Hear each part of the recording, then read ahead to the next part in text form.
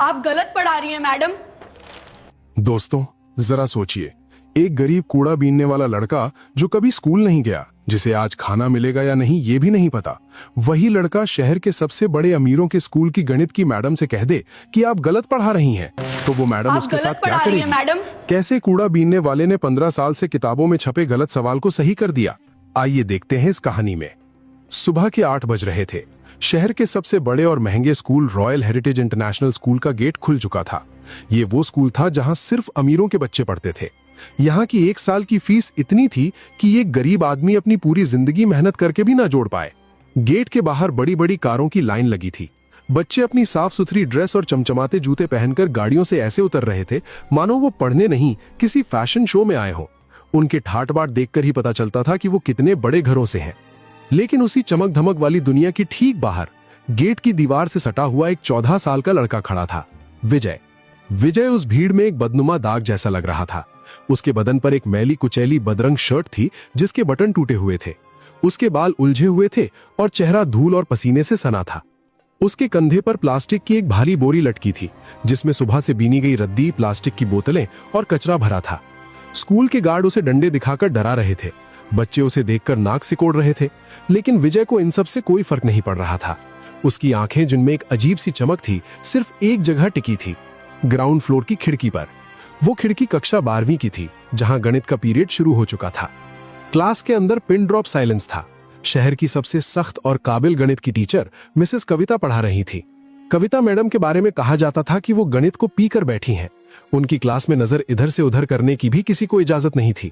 Board exam सिर पर थे, इसलिए माहौल बहुत तनावपूर्ण था। कविता मैडम ने ब्लैक बोर्ड पर सफेद चौक से कैलकुलस का एक बेहद पेचीदा सवाल लिखा। उन्होंने अपनी कड़क और गूंजती हुई आवाज में कहा, क्लास सब लोग ध्यान से बोर्ड पर देखो। ये मीन वैल्यू थ्योरम का सबसे मुश्किल समीकरण है। ये सवाल पिछले 15 सालों से लगातार बोर्ड एग्जाम में आ रहा है और हर बार 99% बच्चे इसे गलत करते हैं। बड़े बड़े प्रोफेसर भी इसे हल करने से कतराते हैं, इसलिए अपना एक्स्ट्रा दिमाग मत लगाना। जैसा मैंने लिखा है वैसा ही रट लो। एक भी स्टेप इधर उधर हुआ तो नंबर कट जाएंगे। पूरी क्लास डर के मारे चुप थी। 60 बच्चों की क्लास में किसी की हिम्मत नहीं थी कि मैडम से सवाल करे। कविता मैडम ने चौक से ब्लैक बोर्ड पर सवाल हल करना शुरू किया। Step 1, step 2, step 3। बाहर खड़ा विजय खिड़की की लोहे की ग्रिल को कसकर पकड़े हुए था। वो पलक झपकाए बिना बोर्ड को देख रहा था। उसके दिमाग में गणित के नंबर किसी संगीत की तरह बज रहे थे। वो भूल गया कि वो एक कूड़ा बीनने वाला है। उसे लगा वो उसी क्लास का हिस्सा है। जैसे ही कविता मैडम ने चौथी लाइन लिखी और एक माइनस का निशान लगाकर ब्रैकेट बंद किया, विजय के होंठ अपने आप फड़फड़ाए। गलत है, ये स्टेप गलत है। उसकी आवाज बहुत धीमी थी, फुसफुसाहट जैसी। लेकिन खिड़की के पास वाली बेंच पर बैठे क्लास के सबसे अमीर और बिगड़े हुए लड़के रोहन ने सुन लिया। रोहन को पढ़ाई में कोई दिलचस्पी नहीं थी। उसका ध्यान वैसे भी बाहर ही था। उसने जैसे ही विजय को देखा, उसके चेहरे पर एक शरारती मुस्कान आ गई। रोहन ने मौका देखकर जोर से चिल्लाया, oh my God, madam madam देखिए बाहर कौन खड़ा है। वो कचरा वाला हमें घूर रहा है। छी, कितनी गंदी बदबू आ रही है इसकी तरफ से। मेरा तो दम घुट रहा है। इसे भगाओ यहाँ से। दोस्तों, कहानी में आगे क्या हुआ ये जानने से पहले अगर आप ऐसी ही दिल को छू लेने वाली कहानियां सुनना पसंद करते हैं तो अभी हमारे चैनल को सब्सक्राइब कर लें ताकि कोई भी नई कहानी आपसे मिस ना हो। रोहन की आवाज सुनकर पूरी क्लास का ध्यान खिड़की पर गया। बच्चे विजय को देखकर हंसने लगे। अरे ये तो वही है जो नाली साफ करता है, कोई बोला। कविता मैडम का लिखना रुक गया। चौक की खट आवाज बंद हो गई। उनका गुस्सा 7वें आसमान पर पहुंच गया। पढ़ाई के बीच में रुकावट उन्हें बर्दाश्त नहीं थी। वो तेज कदमों से खिड़की के पास आई और उसे जोर से खोला। कविता मैडम ने विजय को घूरते हुए दहाड़ लगाई। ए लड़के, तेरी हिम्मत कैसे हुई यहाँ खड़े होने की? ये रॉयल हेरिटेज स्कूल है, कोई रेलवे स्टेशन नहीं। चल भाग यहाँ से। तुझे शर्म नहीं आती अमीर बच्चों को घूरते हुए? अगर 1 मिनट और यहाँ दिखा तो गार्ड को बुलाकर पुलिस के हवाले कर दूंगी। विजय बुरी तरह कांप गया। उसकी आंखों में वो सदियों पुराना डर लौट आया। गरीब होने का डर, छोटा होने का डर। वो अपनी भारी बोरी को कंधे पर संभालते हुए मुड़ा। उसके कदम भारी हो गए थे, लेकिन तभी उसका गणित प्रेम उसके डर पर भारी पड़ गया। उसे लगा अगर आज वो चुप रहा तो गणित हार जाएगा। उसने अपनी फटी हुई जेब को कसकर भींचा, पीछे मुड़ा और कांपती हुई लेकिन साफ आवाज में बोला, माफ करना मैडम, मैं तो बस देख रहा था, मुझे कुछ नहीं चाहिए। लेकिन वो जो आपने चौथी लाइन लिखी है ना, वो गलत है मैडम। किताब में वो फॉर्मूला गलत छपा है। अगर आप वैसे हल करेंगी तो जवाब कभी 0 नहीं आएगा। क्लास में ऐसा सन्नाटा छा गया जैसे किसी ने सबकी आवाज छीन ली हो। लड़कियों ने मुंह पर हाथ रख लिया। रोहन और उसके दोस्तों का मुंह खुला का खुला रह गया। एक कूड़ा बीनने वाला जिसके खुद के खाने का ठिकाना नहीं, वो शहर की सबसे बड़ी और विद्वान टीचर को गलती बता रहा था। कविता मैडम का चेहरा गुस्से से लाल नहीं बल्कि सफेद पड़ गया। ये उनके 20 साल के टीचिंग करियर की सबसे बड़ी बेइज्जती थी। उन्होंने क्लास का दरवाजा खोला, बाहर लपकी और विजय का कॉलर पकड़कर उसे घसीटते हुए क्लास के अंदर ले आई। छोड़िए मैडम, मेरी बोरी गिर जाएगी, विजय गिड़गिड़ाहा, लेकिन मैडम ने नहीं सुना। कविता मैडम ने उसे धक्के के साथ ब्लैक बोर्ड के ठीक सामने खड़ा कर दिया। विजय के नंगे गंदे पैरों ने क्लास की साफ सुथरी व्हाइट टाइल्स पर काली कीचड़ के निशान छोड़ दिए। क्लास के बच्चे ऐसे देख रहे थे जैसे कोई जानवर क्लास में घुसाया हो। कुछ लड़कियों ने तो अपनी नाक पर रुमाल रख लिया। कविता मैडम ने उसकी आंखों में आंखें डालकर बेहद गुस्से में कांपती हुई आवाज में कहा, तू 2 टके का अनपढ़ जाहिल मुझे सिखाएगा? तुझे पता है मैं कौन हूं? मैं गोल्ड मेडलिस्ट हूं। पिछले 20 साल से गणित पढ़ा रही हूं और ये सवाल 15 साल से किताब में है। बड़े बड़े विदेशी लेखकों ने इसे लिखा है और तू जो कचरे में सड़ा खाना ढूंढता है, तू कहेगा कि ये गलत है? तेरी औकात क्या है? रोहन पीछे से हंसा। मैम, इसे तो 2+2 भी नहीं आता होगा, बस ड्रामा कर रहा है, मजे लेते हैं इसके, इसे सॉल्व करने दीजिए। कविता मैडम ने टेबल से एक चौक उठाया और विजय के मुंह पर मारकर फेंका। पकड़ चौक, मैडम चिल्लाई।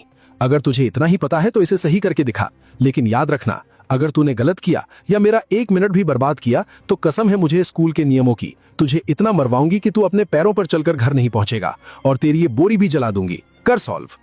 विजय की सांसें फूल रही थीं, उसका दिल जोर जोर से धड़क रहा था। पूरी त्रास उसे घूर रही थी, कुछ नफरत से, कुछ मजाक से। उसने झुककर कांपते हाथों से वो सफेद चौक उठाया। चौक उसके हाथ में आते ही उसे अपनी माँ सावित्री की याद आ गई। माँ जो दूसरों के जूठे बर्तन मांजती थी, लेकिन रात को मोमबत्ती की रोशनी में विजय को गणित सिखाती थी। माँ के शब्द उसके कानों में गूंज उठे, बेटा विजय, दुनिया इंसान के कपड़े देखती है, लेकिन भगवान उसकी नीयत देखता है। और याद रखना, गणित कभी झूठ नहीं बोलता। ये अमीरों की जागीर नहीं। जिस दिन तू सही हो उस दिन किसी राजा से भी मत डरना। विजय की आंखों से एक आंसू टपका। उसने अपनी मुट्ठी भींची, चौक को बोर्ड पर रखा। उसका हाथ कांप रहा था, लेकिन जैसे ही चौक बोर्ड से स्पर्श हुआ उसका डर गायब हो गया। अब वो कूड़ा बीनने वाला विजय नहीं था, अब वो एक जीनियस था। उसने बिना कुछ बोले कविता मैडम का लिखा हुआ आधा सवाल मिटा दिया। क्लास में हॉ की आवाज आई। विजय ने लिखना शुरू किया। दोस्तों, कहानी में आगे क्या हुआ ये जानने से पहले अगर आपने अभी तक सब्सक्राइब नहीं किया है तो कर लो। विजय का हाथ अब मशीन की तरह चल रहा था। खट खट खट, चौक की आवाज क्लास में गूंजने लगी। पहली लाइन, उसने समीकरण का आधार ही बदल दिया। दूसरी लाइन, कविता मैडम की त्योरियां चढ़ गईं, उनकी आंखें सिकुड़ गईं, वो ध्यान से देखने लगी। तीसरी लाइन, विजय की रफ्तार अब बहुत तेज थी, उसका दिमाग कंप्यूटर से भी तेज चल रहा था। उसने 15 साल पुरानी उस गलती को पकड़ा जहां किताब में लिमिट की वैल्यू गलत दी गई थी। उसने उसे सही किया। और चौथी लाइन, उसने एक बड़ा सा बॉक्स बनाया और उसमें सही उत्तर लिख दिया। उसने चौक को टेबल पर रखा, अपनी मैली बोरी उठाई और सिर झुकाकर खड़ा हो गया। कविता मैडम पत्थर की मूरत बनकर खड़ी थी। उनकी आंखों के सामने अंधेरा छा गया। उन्होंने झपटकर अपनी टेबल से आंसर की वाली किताब उठाई, फिर एक दूसरी मोटी रेफरेंस बुक खोली। उन्होंने पन्ने पलटे, माथे का पसीना पोंछा और फिर बोर्ड को देखा। विजय सही था, 100% सही। जिस सवाल को वो, उनके साथी टीचर और पूरा देश 15 साल से गलत पढ़ रहा था, उसे एक कचरा बीनने वाले बच्चे ने 2 मिनट में सही कर दिया था। क्लास में अब मजाक नहीं उड़ रहा था। सन्नाटा इतना गहरा था कि अगर सुई भी गिरती तो बम जैसी आवाज करती। रोहन जो सबसे ज्यादा हंस रहा था, उसका मुंह खुला का खुला रह गया। कविता मैडम धीरे धीरे विजय की तरफ मुड़ी। उनकी कठोर आवाज जो हमेशा बच्चों को डराती थी, अब एकदम टूट चुकी थी। उनका अहंकार चूर चूर हो चुका था। उन्होंने कांपते हुए पूछा, बेटा, तुमने ये कैसे किया? ये तो MSc लेवल का लॉजिक है। तुम स्कूल क्यों नहीं जाते? विजय ने धीरे से सिर उठाया। उसकी आंखों में आंसू थे। उसने कहा, मैडम, मैं स्कूल कैसे आऊं? यहां आने के लिए फीस चाहिए, यूनिफॉर्म चाहिए, जूते चाहिए। मेरे पास तो बस ये बोरी है। मां सिखाती थी मुझे। मैडम ने पूछा, तुम्हारी मां क्या करती हैं? विजय की आवाज भर्रा गई। वो मर गई मैडम, 2 साल पहले। वो गणित की टीचर बनना चाहती थी, लेकिन गरीबी ने उन्हें मार डाला। मरते वक्त मां ने मेरा हाथ पकड़कर कहा था, बेटा, मेरे पास तुझे देने के लिए दौलत नहीं है, बस ये ज्ञान है, इसे कभी मरने मत देना। मैडम, मैं रोज कूड़ा बीनते हुए खिड़की से आपकी क्लास सुनता हूं। आज जब आपने वो गलत लिखा तो मुझे लगा अगर मैं चुप रहा तो मेरी मां का सपना टूट जाएगा। गणित गलत नहीं होना चाहिए मैडम, चाहे इंसान कितना भी गरीब हो। विजय की ये बात सुनकर क्लास की कई लड़कियों की आंखों से आंसू बह निकले। कविता मैडम को ऐसा लगा जैसे किसी ने उनके गाल पर तमाचा मारा हो। उनका शिक्षक हृदय जाग उठा, उनकी आंखों से आंसू गिरने लगे। वो आगे बढ़ीं और सबके सामने उस गंदे बच्चे के सामने घुटनों पर बैठ गईं। उन्होंने विजय के गंदे हाथों को अपने हाथों में ले लिया।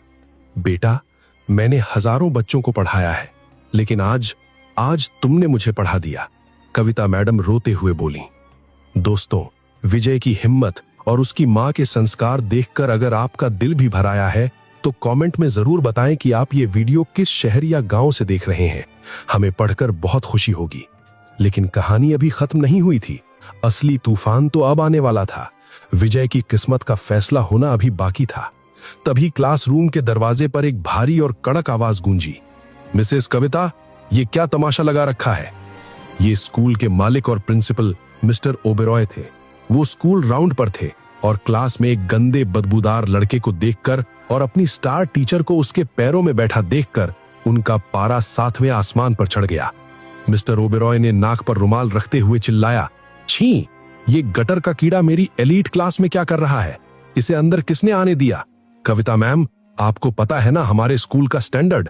अगर किसी पेरेंट ने देख लिया कि उनका बच्चा एक भिखारी के साथ खड़ा है तो कल स्कूल पर ताला लग जाएगा। मिस्टर ओबेरॉय ने गार्ड्स को आवाज लगाई, गार्ड, कहां मर गए सब? 2 हट्टे कट्टे सिक्योरिटी गार्ड लाठी लेकर अंदर दौड़े। पकड़ो इस लड़के को और इसे धक्के मारकर बाहर निकालो, और हां, अगर दोबारा ये स्कूल के आसपास भी दिखा तो इसकी हड्डियां तोड़ देना। विजय बुरी तरह डर गया। वही पुराना खौफ लौट आया। उसने हाथ जोड़े, मैडम मत मारना, मैं जा रहा हूं, मुझसे गलती हो गई, मैं कभी नहीं आऊंगा। उसने अपनी बोरी को सीने से लगाया और दरवाजे की तरफ बढ़ा। उसकी चाल में इतनी बेबसी थी कि देखने वाले का कलेजा फट जाए। रुको! ये आवाज मिस्टर ओबेरॉय की नहीं, कविता मैडम की थी। कविता मैडम ने अपने आंसुओं को पोंछा और आगे बढ़कर गार्ड का रास्ता रोक लिया। वो एक शेरनी की तरह विजय के आगे खड़ी हो गई। ओबेरॉय हैरान रह गए। कविता, तुम्हारी अकल ठिकाने है? तुम मालिक से जुबान लड़ा रही हो इस कचरे वाले के लिए? कविता मैडम ने एक गहरी सांस ली और विजय का हाथ कसकर पकड़ लिया। उन्होंने ओबेरॉय की आंखों में आंखें डालकर कहा, सर, अपनी जुबान संभालिए। ये लड़का गटर का कीड़ा नहीं है, ये हीरा है, कोहिनूर। इसने आज वो कर दिखाया जो हम सब मिलकर 15 साल में नहीं कर पाए। इसने 12वीं के बोर्ड का गलत सवाल सही किया है। अगर ये स्कूल ऐसे टैलेंट को नहीं पहचान सकता तो ये स्कूल शिक्षा का मंदिर नहीं, एक व्यापार की दुकान है। ओबेरॉय का चेहरा गुस्से से लाल हो गया। कविता, अपनी हद में रहो, तुम एक मामूली टीचर हो, मैं तुम्हें अभी इसी वक्त नौकरी से निकाल सकता हूं। कविता मैडम ने अपना पर्स उठाया और टेबल पर पटक दिया। तो निकाल दीजिए सर, मुझे ऐसी नौकरी नहीं चाहिए जहां बच्चे का दिमाग नहीं, उसके पिता का बैंक बैलेंस देखा जाता हो। मैं आज अभी इसी वक्त इस्तीफा देती हूं। अगर ये बच्चा स्कूल से बाहर जाएगा तो मैं भी इसके साथ जाऊंगी। मैं इसे सड़क पर पढ़ाऊंगी, पेड़ के नीचे पढ़ाऊंगी, लेकिन इसके हुनर को मरने नहीं दूंगी। पूरा क्लासरूम हिल गया। किसी ने उम्मीद नहीं की थी कि सख्त मिजाज कविता मैडम एक अनजान बच्चे के लिए अपनी नौकरी कुर्बान कर देंगी। तभी गेट पर खड़े स्कूल के सबसे पुराने चपरासी दीनानाथ काका दौड़ते हुए अंदर आए। वो बुरी तरह हाँप रहे थे। उनके हाथ में एक पुराना पीला पड़ चुका लिफाफा था। मैडम, ओबेरॉय साहब, अनर्थ मत करिए, इस बच्चे को मत निकालिए। ओबेरॉय चिल्लाए। अब तुझे क्या हुआ दीनानाथ? तू क्यों बीच में बोल रहा है? दीनानाथ काका की आंखों से आंसू बह रहे थे। उन्हें वो लिफाफा कविता मैडम के हाथ में थमा दिया। मैडम, मैं इस बच्चे की माँ सावित्री बिटिया को जानता था। वो कोई मामूली औरत नहीं थी। ये देखिए उसकी मार्कशीट और ये खत। वो मरने से पहले मेरे पास रखवा गई थी। कहा था जब मेरा बेटा बड़ा हो जाए तो उसे देना, लेकिन आज सही वक्त है। कविता मैडम ने कांपते हाथों से लिफाफा खोला। अंदर एक पुरानी डिग्री थी जिस पर लिखा था Savitri Devi, gold medalist in mathematics, state university. Kavita madam के पैरों तले जमीन खिसक गई। हे भगवान, सावित्री देवी, ये तो यूनिवर्सिटी की टॉपर थी। मैंने इनकी किताबें पढ़ी हैं अपने कॉलेज के दिनों में। खत में टूटी फूटी लिखावट में लिखा था, आदरणीय दीदी, सर, मैं जानती हूं जब तक आप ये खत पढ़ेंगे मैं इस दुनिया में नहीं रहूंगी। किस्मत की मार ने मुझसे मेरा सब कुछ छीन लिया। मैंने दुनिया को गणित सिखाया, लेकिन अपनी गरीबी का हिसाब नहीं लगा पाई। हालात ने मुझे यूनिवर्सिटी की कुर्सी से उठाकर फुटपाथ की धूल में मिला दिया, लेकिन मेरा बेटा विजय, इसमें मेरा सारा ज्ञान है, मेरी सारी तपस्या है। मैं आपसे भीख मांगती हूँ, इसे भिखारी मत समझना।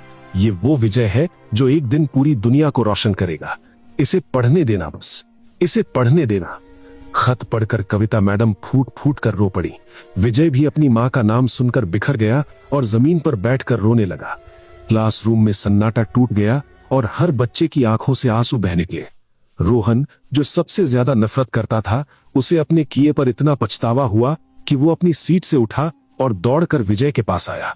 रोहन ने अपनी महंगी स्कूल ब्लेजर उतारी और विजय के गंदे कंधों पर डाल दी और हाथ जोड़कर कहा, भाई मुझे माफ कर दो, असली अमीर तुम हो, हम तो बस पैसे वाले गरीब। देखते ही देखते पूरी क्लास खड़ी हो गई। We want Vijay, we want Vijay के नारों से स्कूल की दीवारें गूंज उठी। मिस्टर ओबेरॉय, जो घमंड में चूर थे, अब अकेले पड़ गए थे। उन्हें अपनी गलती का एहसास हुआ। समाज का दबाव, बच्चों का विद्रोह और उस माँ की चिट्ठी ने उन्हें अंदर तक झकझोर दिया। उन्हें झुकना पड़ा। कविता मैडम ने विजय का हाथ ऊपर उठाया और कहा, आज से विजय कूड़ा नहीं बीनेगा। आज से ये मेरा स्टूडेंट है, मेरा बेटा है। इसकी पढ़ाई का, रहने का, खाने का सारा खर्चा मैं उठाऊंगी। विजय रोते हुए कविता मैडम के पैरों में गिर पड़ा। मैडम ने उसे उठा लिया और गले लगा लिया। उस दिन स्कूल के उस बोर्ड पर एक नया इतिहास लिखा गया। 15 साल पुरानी गलती मिटा दी गई और नए फॉर्मूले के नीचे लिखा गया, सही हल विजय, कक्षा 12वीं। विजय ने साबित कर दिया कि अगर आपके इरादे पक्के हों और माँ का आशीर्वाद साथ हो तो फटी हुई बोरी से निकलकर भी आप आसमान छू सकते हैं। दोस्तों, विजय की ये कहानी हमें सिखाती है कि टैलेंट किसी महल का मोहताज नहीं होता। आज विजय को उसकी मंजिल मिल गई, लेकिन हमारे देश में आज भी न जाने कितने विजय सड़कों पर घूम रहे हैं जिन्हें सिर्फ एक मौके की तलाश है। मैं आपसे एक सवाल पूछना चाहता हूँ, अगर उस दिन कविता मैडम अपनी नौकरी बचाने के लिए चुप रह जाती तो क्या विजय का भविष्य कभी बदल पाता? और अगर आप उस क्लास में होते तो क्या आप विजय के लिए आवाज उठाते? अपना जवाब कमेंट बॉक्स में लिखकर जरूर बताएं। मैं हर कमेंट पढ़ूंगा। अगर इस कहानी ने आपके दिल को छुआ है तो प्लीज हमारे चैनल को अभी सब्सक्राइब कर लें, क्योंकि हम आपके लिए ऐसी ही रोंगटे खड़े कर देने वाली कहानियां लाते रहेंगे। मिलते हैं अगली वीडियो में एक और नई कहानी के साथ। तब तक के लिए अपना ख्याल रखें। जय हिंद।